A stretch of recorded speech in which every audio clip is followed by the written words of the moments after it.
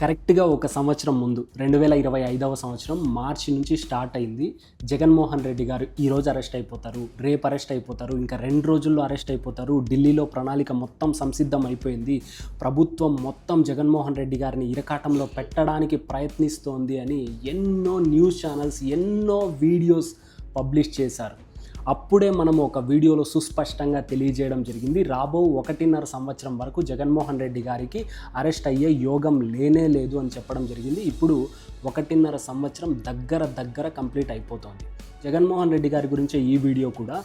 కరెక్ట్గా ఆగస్టు నుంచి ఆయనకి మరింత పేరు ప్రతిష్టలు పెరగబోతున్నాయి. ఆయన మాట్లాడే మాటలు చాలా మందిని హర్ట్ చేయబోతూ ఉన్నాయి.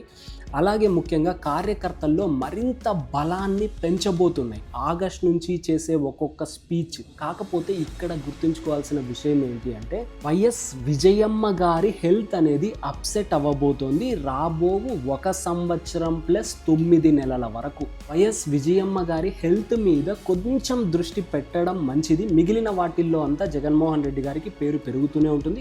ఒకవేళ ఏదైనా బ్యాడ్ జరిగినప్పటికీ దానికి ఒక 10 రెట్లు మళ్ళీ పేరు పెరగబోతుంది.